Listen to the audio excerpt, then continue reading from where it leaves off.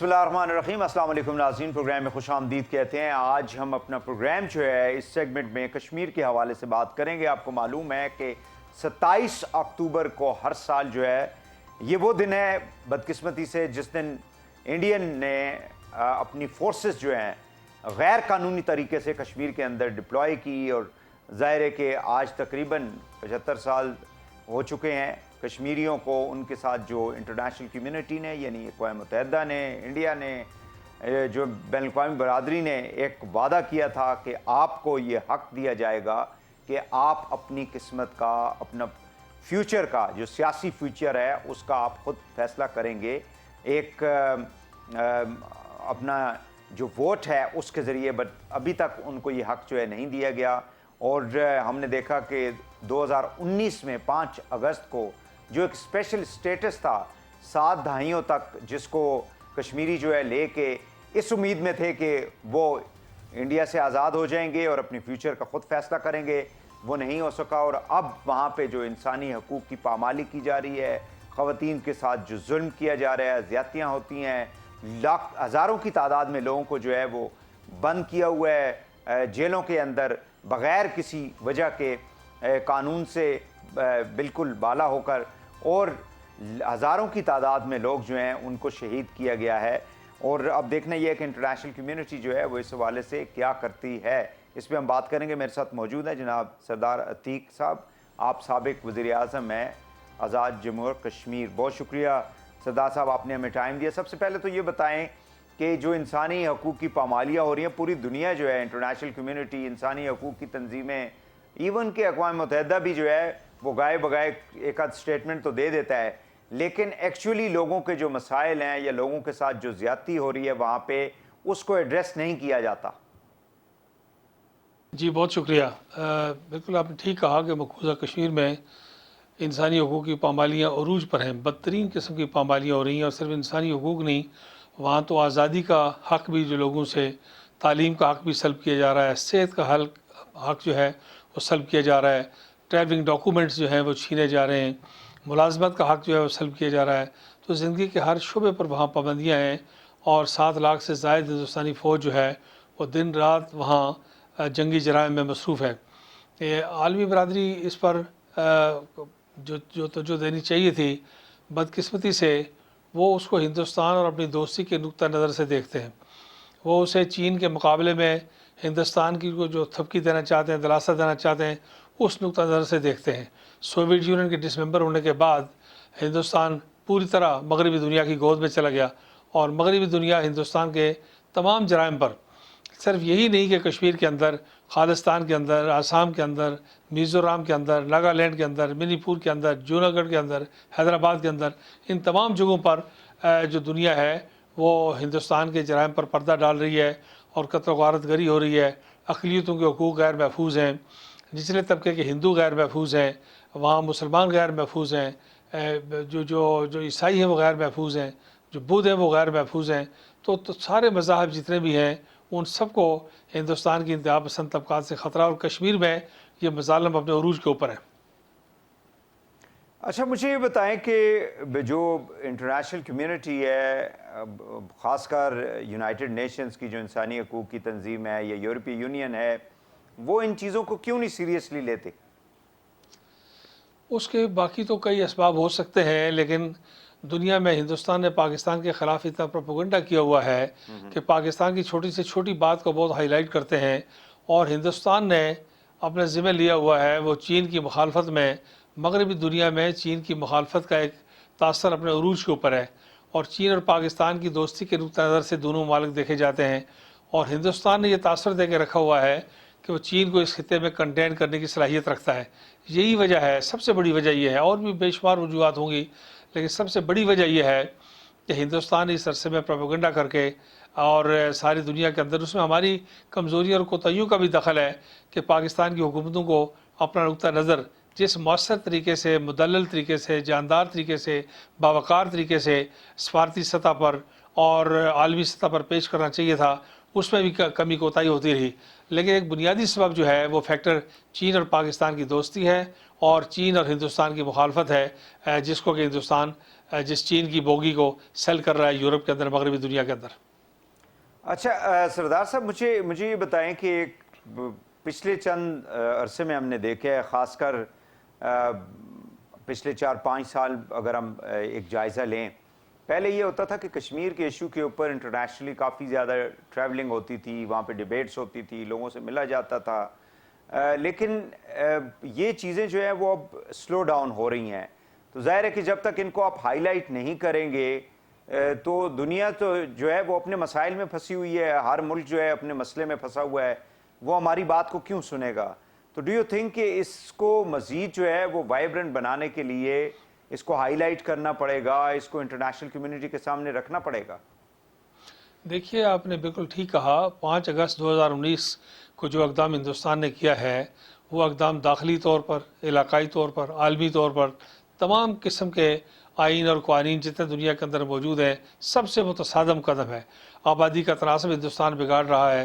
अक़वाम मुत्तहिदा के secretary general, बल्कि इस अरसे में सिक्योरिटी काउंसिल की 3 मीटिंग्स 2019 के बाद हो चुकी हैं, और हर एक में यूनाइटेड नेशन ने अपनी पोजीशन को रीइटरेट किया है कि इलाकाई हैसियत को, इसकी जो बुनियादी हैसियत है उसको तब्दील नहीं किया जा सकता।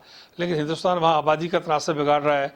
4 से लेकर 6 मिलियन तक लोग जो है वो बाहर से फेक लोगों को, गैर कश्मीरी लोगों को स्टेट सब्जेक्ट्स दिए जा रहे हैं, डोमिसाइल्स इशू किए जा रहे हैं, बाहर से लोगों को वोट का हक दिया जा रहा है, पार्लिमानी जो तनासब है उसको बिगाड़ा जा रहा है, लोगों को फोर्सफुली आबादियाँ खाली करने पर मजबूर किया जा रहा है। और इस तरह मकबूजा कश्मीर में तो डेमोग्राफी जो है उसको चेंज किया जा रहा है लोगों को, मतलब पूरे हिंदुस्तान से पहले दे वर नॉट अलाउड, क्योंकि वो कानून इजाज़त नहीं देता था। अब तो वो वहाँ पे हिंदुओं की आबादी को बढ़ाने के लिए, मुसलमानों को जो है वो माइनॉरिटी वहाँ पे भी करने के लिए पूरी डेमोग्राफी जो है उसको चेंज कर रहा है हिंदुस्तान। ये जो मैंने गुजारिश की कि 4 से 6 मिलियन, 50 से 60 लाख तक लोगों को बाहर से लाके एक कश्मीरी शहरियत, स्टेट सब्जेक्ट दिया जा रहा है, और डोमिसाइल्स इशू किए जा रहे हैं, उन्हें साथ वोट का हक भी दिया जा रहा है, और फिर पार्लिमानी तनासब भी बिगाड़ा जा रहा है, आबादी का तनासब भी बिगाड़ा जा रहा है, डेमोग्राफिक स्ट्रक्चर जो है वो सारे का सारा कम्प्लेक्शन चेंज किया जा रहा है। तो ये सारे इक़दाम ऐसे हैं कि जिनके ऊपर पाकिस्तान की हुकूमतों की जानिब से बहुत एग्रेसिव इक़दाम की ज़रूरत थी, एग्रेसिव डिप्लोमेसी की ज़रूरत थी। सारी दुनिया के अंदर लोग सिर्फ कोई हिंदुस्तान को मानने चाहने वाले नहीं हैं, हिंदुस्तान के मुखालिफ ममालिक भी हैं, पाकिस्तान के हामी ममालिक भी हैं। आप चीन मौजूद है, तुर्की मौजूद है, ईरान मौजूद है, सऊदी अरब मौजूद है, यूरोपियन पार्लियामेंट जो है वो हिंदुस्तानी मज़ालिम के ख़िलाफ़ suo motu action mess Graves के ख़िलाफ़ ले चुकी है। इसलिए मैं थोड़ी सी इसमें हिम्मत करने की ज़रूरत थी, और जैसे आपने कहा कि आलमी सतह पर नक़ल हरकत में कमी होती दिखाई देती है, इसमें इजाफा चाहिए था। इसमें जिस तरह बिल्कुल बेफिटिंग किस्म के, मैचिंग किस्म का रिस्पांस पाकिस्तान की हुकूमतों की तरफ से जाना चाहिए था। ये मादरत खाही का और अपोलोजेटिक जो एटीट्यूड है, और ये फुसफुसा सा रवैया है और फॉरेन पॉलिसी है, ये नहीं, बल्कि जानदार किस्म के इक़दाम चाहिए थे। अब मुझे ये बताएं कि जो यूएन रेजोल्यूशंस थे, मतलब इंडिया जो है वो ज़ाहिर है उनको तो अब उसकी कोशिश ये होती है, बल्कि तो वो तो इंटरनेशनली जाके कहते हैं जी ये तो इररेलेवेंट हो चुके हैं। So what do you think about it? मतलब इस वक्त जो सिचुएशन है उसमें यूएन रेजोल्यूशंस का किस हद तक उसके अंदर जो है वो किरदार है? पाकिस्तान तो कहता है कि उसके मुताबिक ही फैसला जो है वो होना चाहिए, यानी अक़वाम मुत्तहिदा के तहत। देखिए, हमने माजी में हमारी अगरचे बड़ी मजबूरी थी कि इस पाकिस्तान के जाने के बाद 90,000 कैदी थे, हमारे कई हज़ार मरबा मील का इलाका था, लेकिन हमसे एक बड़ी जो शिमला माहिदा में जो हमारी कमज़ोरी थी उसका हिंदुस्तान ने पूरा फ़ायदा उठाया कि एक बैन अवी मसले को दो तरफा ताल्लुकात का मसला बना दिया। बायलैटरलिज्म हमने जब उसके अंदर इंट्रोड्यूस करवा दिया था शिमला में, बायलैटरलिज्म जब इंट्रोड्यूस करवा दिया तो बायलैटरलिज्म पाकिस्तान और इंडिया के कॉन्टेक्स्ट में इसने कभी काम किया ही नहीं है। खुद पाकिस्तान हिंदुस्तान का वजूद जो है ये ट्राई पार्टाइट नेगोशिएशन के नतीजे में आया। इंडस वाटर ट्रीटी जो है वो आप देखते हैं कि उसको वर्ल्ड बैंक ने उसने फैसिलिटेट किया, खेमकरण को इसी तरह आलमी बरादरी ने फैसिलिटेट किया। तो हमारे यहाँ कोई चीज़, इतना बड़ा मुल्क, इतना ताकतवर मुल्क, और हमारे अंदरूनी बेशुमार मसले मसाइल, तो ये बायलैटरलिज्म कैसे यहाँ काम कर सकता है? इसलिए एक तो वो हमारे पाँव की जंजीर बन गया शिमला माहिदा, उससे हुकूमत पाकिस्तान को बिल्कुल दस्तबरदार होना चाहिए, एक तरफा तौर पर अलग होना चाहिए। लेकिन जो आपका सवाल था کہ کیا اقوام متحدہ کی قراردادیں تو کوئی علاقائی معاہدہ دو طرفہ معاہدہ بین الاقوامی معاہدوں کو سپرسیڈ نہیں کر سکتا. قراردادیں اپنی جگہ بالکل اہمیت کی حامل ہیں، اسی طرح ہیں، اور پاکستان اپنے یہ موقع بھی بارہا دے چکا ہے کہ ہم مسئلہ کشمیر کو اقوام متحدہ کی قراردادوں کی روشنی میں حل دیکھنا چاہتے ہیں. کشمیری بھی اسی بات کا مطالبہ کر رہے ہیں کہ ہمیں انہی قراردادوں کی روشنی میں حق خود ارادی دیا جائے، حق رائے دے دیا جائے، استصواب رائے کا حق دیا جائے. تو وہ قراردادیں بالکل موجود ہیں، پوری طرح انٹیکٹ ہیں، یونائٹڈ نیشن کے ایجنڈے کے اوپر ہیں، اور ان کو کوئی علاقائی معاہدہ متاثر نہیں ٹھیک ہے کر سکتا. سردار صاحب، یہ جو ریسنٹلی بھی ہم نے خبر آئی تھی افسوسناک کہ کشمیری لیڈر جو ہے وہ جیل کے اندر جو ہے ان کی وہاں پہ شہادت ہوئی، اور ابھی بھی ہمارے کافی جو سینئر لیڈرشپ ہے پی ایچ سی کی، حریت کانفرنس کی، وہ پابند سلاست ہے، جیلوں کے اندر ہے. پھر جو خواتین کے ساتھ زیادتی کی جاتی ہے، آئے دن جو وہاں پہ زیادتیات جو ہے وہ کی جاتی ہیں، اس کو آپ کیسے مطلب انٹرنیشنل کمیونٹی میں کیسے اجاگر کیا جا سکتا ہے کہ جن لوگوں کو آپ نے ایکسٹرا جوڈیشل کلنگ کر رہے ہیں اور عمر رسیدہ لوگوں کو جو ہے آپ نے جیلوں کے اندر رکھا ہوا ہے، ان کو کوئی یعنی لیگل ایڈ جو ہے ان کو نہیں ملتی. یاسین ملک جو ہیں، آپ ان کی طبیعت دیکھیں، ان کی صحت کو اگر آپ دیکھیں، لیکن ان کے ساتھ جس قسم کا سلوک کیا گیا ہے. یہ مقبوضہ جموں و کشمیر کی جیلیں جو ہیں وہ بری ہوئی ہیں سیاسی قیدیوں کے ساتھ، اور 8 10 15 سال سے عدالتوں کے کیے ہوئے فیصلوں کے باوجود لوگ وہاں موجود ہیں. ایکسٹرا جوڈیشل کلنگز ہو رہی ہیں. آپ یاسین ملک صاحب کو آپ نے ذکر کیا، وہ زندگی اور موت کی کشمکش میں ہیں. آسیہ اندرابی صاحبہ ہیں، اور ان کے میاں ہیں ڈاکٹر قاسم جو ہیں، ان کو 28 سال ہو چکے ہیں مسلسل بے گناہ حالت میں جیل میں پڑے ہوئے ہیں. شبیر شاہ صاحب ہیں، باقی لوگ ہیں. یہ میر وائز صاحب گھر میں نظر بند ہیں، میر وائز عمر فاروق صاحب. تو ساری کی ساری جو قیادت مسرت عالم صاحب، اور یہ بڑی تعداد میں لوگ، کچھ شہید ہو گئے، کچھ جیلوں میں بند ہیں، اور کچھ پابند سلاسل ہیں، کچھ گھروں میں نظر بند ہیں. یہ ساری صورتحال بالکل اس بات کا تقاضا کرتی ہے کہ ہنگامی طور پر جو ہے وہ ساری دنیا کے اندر مسئلہ کشمیر کو پوری قوت کے ساتھ اجاگر کیا جائے، اٹھایا جائے. کشمیری وفود حریت کانفرنس کے لوگوں پر مشتمل جو ہے وہ وفود بیرونی دنیا میں بھیجے جائیں، اور دنیا کو سینسیٹائز کیا جائے. OIC کے فورم پر اس پر بات کی جائے، یورپین یونین کے فورم پر بات کی جائے، یونائٹڈ نیشن کے فورم پر بات کی جائے، آسیان کے فورم پر اس پر بات کی جائے، اس میں سارک کے فورم پر اس پہ بات کی جائے. جتنے فورمز بھی ہیں ہمیں انہیں سینسیٹائز کرنا چاہیے، اور ہمیں پوری طرح اس بات پر مستعدی سے پوری طرح چوکنا ہو کر جو ہے الرٹ ہو کر. دیکھیں ہندوستان نے جتنے بھی اقدامات کشمیر میں کیے ہیں اس کا انہوں نے پہلے باضابطہ طور پر اعلان کیا ہے. نریندر مودی نے انتخابی مہم کے دوران آرٹیکل 370 کا ذکر کیا، 35A کا ذکر کیا، ان کو ایبروگیٹ کرنے کا وعدہ کیا، اور آہستہ آہستہ کرتے رہے. ایسا نہیں ہوا کہ ہندوستان نے کوئی قدم حادثہ تر اٹھایا ہے اور ہم بے خبر تھے، بلکہ ساری دنیا جان رہی تھی کہ کیا ہو رہا ہے. اس کے باوجود ہماری طرف سے بڑی سستی اور کوتاہی کا مظاہرہ کیا گیا. اس کو اب تیزی کے ساتھ اٹھانے کا وقت ہے. ہماری جو کشمیر کمیٹی ہے، یا اس کے حوالے سے آپ کیا کہیں گے، جو ہماری پارلیمنٹ کی کشمیر کمیٹی ہے؟ گزارش یہ ہے کہ میں اگر آپ سے گزارش کروں کہ مجھے کشمیر کمیٹی کے چیئرمین کا نام آپ بتا دیں تو میرا یقین ہے، چونکہ مجھے تو معلوم نہیں ہے تو میرا یقین ہے کہ آپ کو بھی معلوم نہیں ہوگا. اس طرح کی Kashmir committee P T I کے دور میں تو شہریار کو آخری ٹائم اس کو دیا گیا تھا یہ عہدہ. نہیں، یہ مطلب ہے ایک قسم کا مذاق ہے.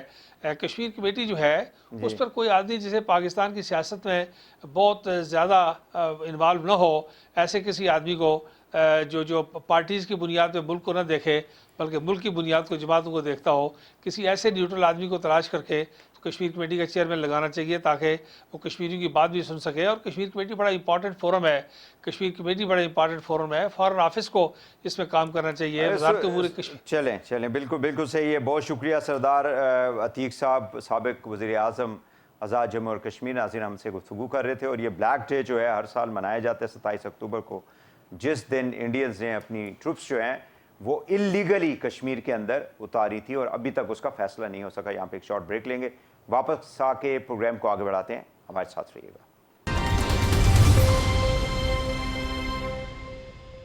ویلکم بیک ناظرین. ہمارے ساتھ موجود ہیں امتیاز عالم صاحب، سینئر صحافی ہیں، مصنف ہیں، اور آپ پاکستان کی سیاست کو کئی دہائیوں سے بڑے قریب سے دیکھ رہے ہیں، ان سے ہم گفتگو کریں گے ملک کے جو اس وقت موجودہ سیاسی معاشی صورتحال ہے وہ کس طرف جا رہی ہے۔ بہت شکریہ امتیاز عالم صاحب، آپ نے ہمیں ٹائم دیا۔ سب سے پہلے تو یہ کائنڈلی یہ بتائیے گا کہ عمران خان صاحب جو ایک لانگ مارچ بڑے عرصے سے جس کا وہ تذکرہ کرتے رہے، الٹیمیٹلی انہوں نے اناؤنس کر دیا، کیا یہ لانگ مارچ وفاقی حکومت کے لیے کوئی خطرہ ہو سکتی ہے ان کی حکومت کو ٹاپل ڈاؤن کرنے کے لیے، اور وہ جو ایک ان کا ایک ڈیمانڈ ہے کہ بھئی الیکشن جو ہیں ان کو جلد از جلد اناؤنس کیا جائے؟ پہلے تو میری دلی تعزیت ارشد شریف کی کے قتل پہ، جو بہیمانہ قتل ہوا ہے، بڑا قابل مذمت ہے۔ اس کی عالمی تحقیقات ہونی چاہیے، یو این کے ذریعے یا اسکاٹ لینڈ یارڈ کے ذریعے، اور اس سے پہلے ہم اسپیکولیشن میں نہ پھنسے۔ اس کی پوری حقائق سامنے آنے چاہیے، اور یہ جو ایکسٹرا جوڈیشل کلنگ ہوئی ہے کینیا میں، اس کا پتہ لگانا چاہیے۔ دوسری بات، آپ کی طرف آتا ہوں سوال کی طرف۔ آپ کا سوال، عمران خان اس لانگ مارچ سے پولیٹیکل موبلائزیشن کرنا چاہتے ہیں۔ وہ 7 دن جی ٹی روڈ پہ رہیں گے اور خوب اپنی پبلسٹی کریں گے اور عوام کو متحرک کریں گے اپنے ایجنڈے کے گرد یا بیانیے کے گرد۔ لیکن اس بار وہ کہہ چکے ہیں کہ وہ ریڈ زون نہیں جائیں گے۔ حکومت نے بھی پولیس سے ہتھیار ڈلوا لیے ہیں، مطلب فائر آرمز۔ یہ اچھا کیا ہے۔ حکومت کو بھی چاہیے کہ اوور کل نہ کرے۔ عمران خان جائیں، اپنا جلسہ کریں، جتنے دن بیٹھیں، اور حکومت سین کریٹ کرے گی تو عمران خان کا پرپس زیادہ پورا ہوگا۔ میرا نہیں خیال کہ عمران خان کے انٹرسٹ میں ہے کہ وہ آئینی بریک ڈاؤن کر دیں۔ یہ ان کے مفاد میں نہیں ہوگا، نہ ہی جمہوریت کے اور آئینی حکمرانی کے مفاد میں ہوگا۔ میں یہ بھی نہیں سمجھتا کہ عمران خان فوری انتخابات چاہتے ہیں، گو کہ وہ مطالبہ کر رہے ہیں، کیونکہ اگر وہ فوری انتخابات چاہتے ہیں تو وہ پنجاب اور سندھ کی اسمبلیاں توڑ دیں، پنجاب اور خیبر پختونخوا کی اسمبلیاں توڑ دیں، اور اپنے 150 کے قریب جو ایم ایل ایز ہیں ان سے ریزائن کنفرم کرا دیں۔ کوئی رستہ نہیں رہ جائے گا انتخابات کے سوا۔ تو عمران خان کو انتخابات اگر فوری نہیں ہوتے نقصان نہیں ہے۔ انہوں نے جتنی مقبولیت حاصل کرنی تھی کر لی ہے۔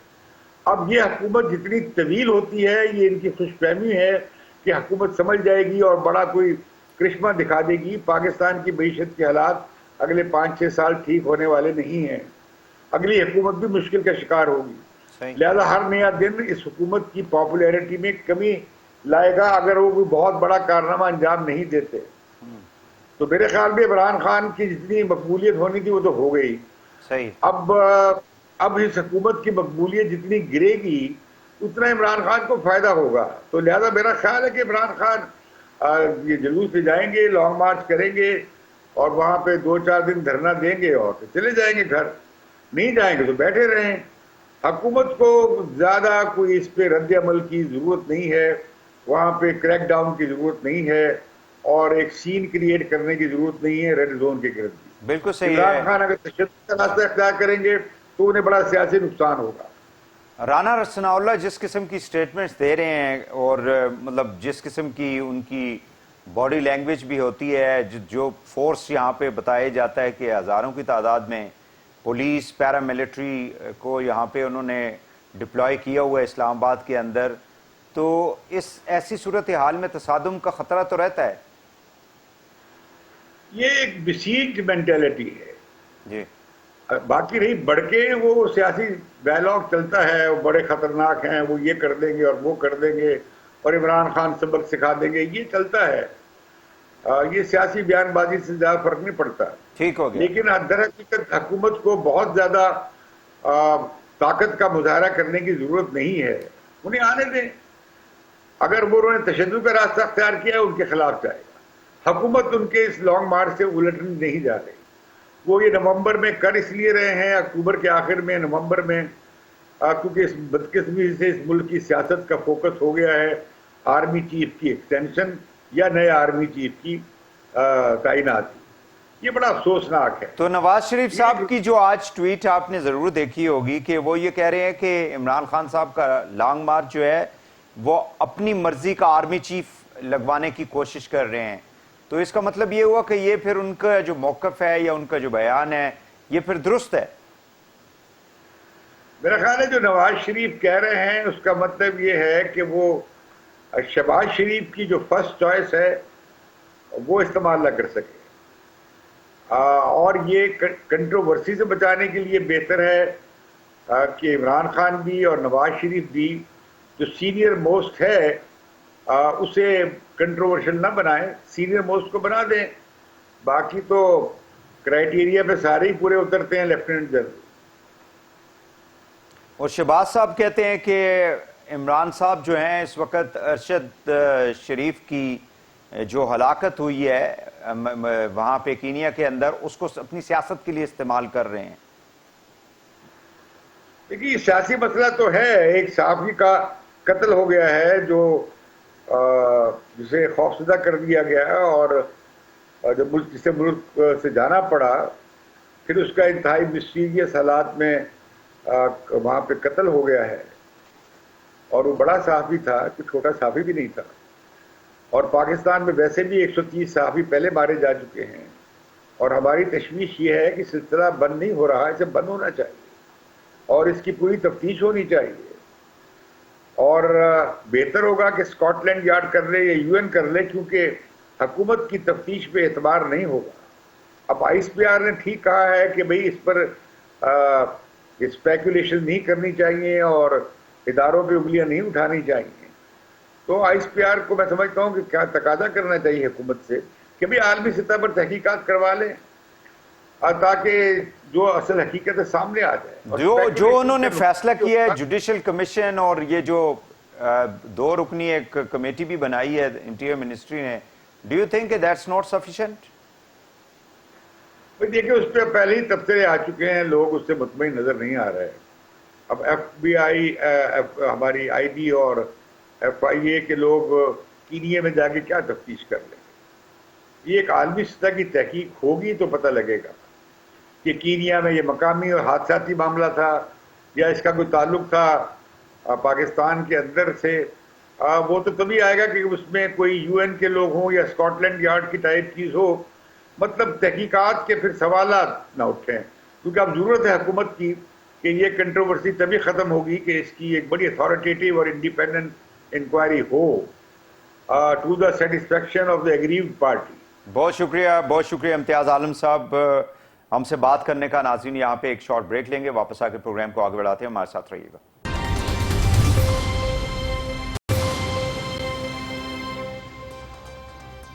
ویلکم بیک ناظرین، آپ کو معلوم ہے کہ کل سپریم جوڈیشل کمیشن کا اجلاس ہوا تھا جس میں نئے جو ججز ہیں سپریم کورٹ میں ان کی ایلیویشن تھی ہائی کورٹ سے، اور اس کے اوپر جو ہے وہ چند نام جو ہے اس کے اوپر اتفاق رائے جو ہے وہ کیا گیا ہے، اور اس حوالے سے ایک ڈیبیٹ چل رہی ہے جو ہماری لائر کمیونٹی ہے یا جو لیگل فریٹرنٹی ہے، ایون پولیٹیکل سرکلز کے اندر، کہ جو سینیورٹی ہے اس کو شاید کنسیڈر نہیں کیا گیا ہے سینیورٹی کی پوزیشن کو، اور کچھ ایسے لوگوں کو یا معزز ججز کو پروموٹ کیا گیا ہے جو دوسرے لوگوں کا حق جو ہے شاید اس کے اندر ان کو وہ نہیں مل سکا۔ اس حوالے سے ہم گفتگو کریں گے۔ میرے ساتھ موجود ہیں جناب حامد خان صاحب، senior advocate supreme court of Pakistan اور مرکزی رہنما ہیں آپ پی ٹی آئی کے۔ بہت شکریہ حامد خان صاحب، آپ نے ہمیں ٹائم دیا۔ آج ہم نے دیکھا کہ جو لا منسٹر ہیں انہوں نے بھی ریزائن کر دیا، اس سے پہلے اٹارنی جنرل آف پاکستان اشتر اوصاف صاحب جو ہیں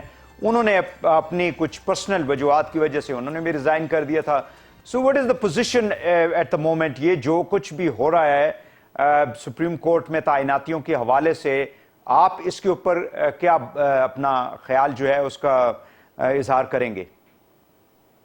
میں سمجھتا ہوں کہ بہت افسوسناک بات ہے جس طرح سے انہوں نے سینیورٹی کے اصول کو اگنور کیا ہے، خاص طور پہ جوڈیشل کمیشن آف پاکستان کی میجورٹی نے، جس میں چیف جسٹس ہیں اور 2 ججز اور ہیں۔ ایکچولی انہی ناموں پر سوائے اظہر ملا کے، جس کے اوپر کوئی 2 آرا نہیں ہے کیونکہ وہ بڑے سینئر جج تھے اور اپنے ہائی کورٹ کے چیف جسٹس تھے، ان کے ساتھ تو حق تلفی ہو رہی تھی کئی سالوں سے کہ ان سے جونیئر ججز کو سپریم کورٹ میں لایا جا رہا تھا اور ان کو نظر انداز کیا جا رہا تھا۔ وہ تو جو تقرری ہے اس پر سارے وکلا متفق ہیں کہ یہ ان کا حق تھا جو اس سے انہیں بڑے سال محروم رکھا گیا. جہاں دوسری دو جو تقرریاں ہیں اس کے اوپر بہت زیادہ ڈیبیٹ ہے، کیونکہ 2 مہینے پہلے جو جسٹس بندیال صاحب نے جوڈیشل کمیشن کی میٹنگ کال کی تھی، اس پر ان دونوں حضرات کو، جن کو اب انہوں نے اپروو کر دیا ہے 5-4 پھر، مطلب بہت شارٹ مارجن سے انہیں 5-4 جو تھا مسترد کیا گیا تھا ان کے ناموں کو. اس دفعہ ہوا یہ ہے کہ اس 2 ماہ میں کیا فرق آیا ہے کوئی سمجھ نہیں آتا. بظاہر یہی لگتا ہے کہ کوئی پی ایم ایل این سے بات چیت ہو گئی ہے، جو جن ججز کی اب میجورٹی بنی ہے بالخصوص چیف جسٹس کی، کہ اب 5-4 ان کے حق میں فیصلہ ہو گیا. وہی 2 جج، دو وکلا، ایک لا منسٹر اور دوسرے جو اٹارنی جنرل ہیں، انہوں نے پچھلی دفعہ ان کے خلاف ووٹ ڈالا تھا، تو اس لیے 5-4 ڈیفیٹ ہو گیا تھا پروپوزل. اس دفعہ ان دونوں نے اپنے ووٹ سوئچ کر کے دوسری طرف لے آئے اور 5-4 ان کو اپروو کر دیا ہے. تو اس سے ایک بڑا شک ابھرا ہے کہ یہ کیا تبدیلی آئی ہے 2 ماہ میں، کون سا ایسی بات ہو گئی ہے کہ ان 2 حضرات نے اپنا ووٹ سوئچ کیا تھا، جبکہ سارے پاکستان میں جتنے وکلا کی تنظیمیں ہیں ان کا یک زبان انہوں نے کہا تھا کہ سینیورٹی بنیاد ہونی چاہیے اپوائنٹمنٹ کی سپریم کورٹ میں. تو یہ جو کل آیا ہے وہ وکلا کے لیے بہت حیران کن اور افسوسناک خبر ہے کہ جس انداز سے انہوں نے اپنے ووٹس جو ہیں وہ تبدیل کیے ہیں وکلا کی مرضی کے خلاف، کوئی سیاسی وجوہات کی بنیاد پر، یہ سچی کوئی. اچھا احمد خان صاحب، مجھے یہ بتائیے گا کہ پاکستان بار کاؤنسل جو ہے اور سپریم کورٹ بار ایسوسیشن جو ہے، ان کا موقف اس حوالے سے کیا ہے ابھی جو نئی یہ جو پروموشنز ہو رہی ہیں؟ انہوں نے جو ریزولوشن پاس کیا تھا اس میٹنگ سے پہلے، اس میں کلیئرلی انہوں نے کہا تھا کہ ہم صرف حسن منڈلا کی جو اپوائنٹمنٹ ہے یا پرپوزل ہے اس کو سپورٹ کرتے ہیں، کیونکہ وہ سینیورٹی کی بنیاد پر ہے. باقی جن کے نام پرپوز کیے جا رہے ہیں وہ سینیورٹی پرنسپل کے خلاف ہے، اس لیے ہم اس کی مخالفت کرتے ہیں. لہذا وکلا کی تنظیموں میں کسی تنظیم نے بھی ان اپوائنٹمنٹس کو سپورٹ نہیں کیا، بلکہ بہت افسوس کا اظہار ہوا سارے پاکستان میں. حامد خان صاحب، اس طرح تو پھر کچھ ایسے ڈیسیژنز پچھلے چند سالوں میں جو عمران خان صاحب یا پی ٹی آئی کے حق میں آتے رہے ہیں، جس میں مطلب جب فیصلے آ جاتے تھے تو محترم چیف جسٹس آف پاکستان کو بھی اس میں ہم دیکھتے تھے کہ ان کے حوالے سے بھی گفتگو کی جاتی تھی، پھر اسلام آباد ہائی کورٹ کے چیف جسٹس کے حوالے سے بھی اس طرح کی گفتگو کی جاتی تھی. تو جو نواز شریف صاحب کے حوالے سے جو فیصلہ دیا تھا پچھلے چیف جسٹس نے، ثاقب نثار نے، آپ کو معلوم ہے کہ انہوں نے پھر ان کو تنقید کا نون لیگ بناتی رہی ہے. تو یہ تو ساری پولیٹیکل پارٹیز جو ہیں ان کا پھر اپنے انٹرسٹ ہوتے ہیں، شاید اس وجہ سے یہ ساری باتیں کرتے ہیں. پھر وہ دیکھیے، اس میں بے شک پولیٹیکل پارٹیز کی اپنے معاملات ہیں اور ان کی اپنی سوچ ہے، جس میں اگر ان کی مرضی کے خلاف فیصلے ہوتے ہیں تو اس پر آواز بلند کرتے ہیں یا ناپسندگی کا اظہار کرتے ہیں. میں بات کر رہا ہوں کہ وکلا کی سوچ کیا ہے اس معاملے، کیونکہ ہم وکلا جو ہیں سب سے قریب ہیں اس سسٹم کا حصہ ہے. نہیں، لیکن وکلا بھی تو پولیٹیکل پارٹیز کا حصہ تو ہوتے ہیں نا، مطلب نہیں. اب دیکھیں نا، وکلا کو اس معاملے میں پولیٹیکل پارٹیز کی لائن ٹو نہیں کرنی چاہیے. ہماری سوچ یہ ہے کہ وکلا یہ تو شاید کوئی آئیڈیلزم میں ہی ہو سکتا ہے، کوئی پلیٹو کے یوٹوپیا میں ہو سکتا ہے، پریکٹیکل پالیٹکس میں تو آپ کو معلوم ہے ایسا نہیں ہوتا. نہیں، یہ ہوا ہے تو افسوس ہوا نا. جو کل ہوا ہے کہ 2 وکلا نے اپنا ووٹ جو پہلے دیا تھا اس کو تبدیل کیا ہے، اور وہ اس کے پیچھے بڑے سوالات ابھر رہے ہیں. بہت شکریہ احمد خان صاحب ہم سے بات کرنے کا. Senior advocate supreme court of Pakistan, مرکزی رہنما آپ تحریک انصاف کے. ناظرین، آج کے لیے اتنا ہی. پروگرام سے وحید حسین کو اجازت دیجیے. کل انشاءاللہ دوبارہ آپ سے ملاقات ہوگی. اللہ حافظ.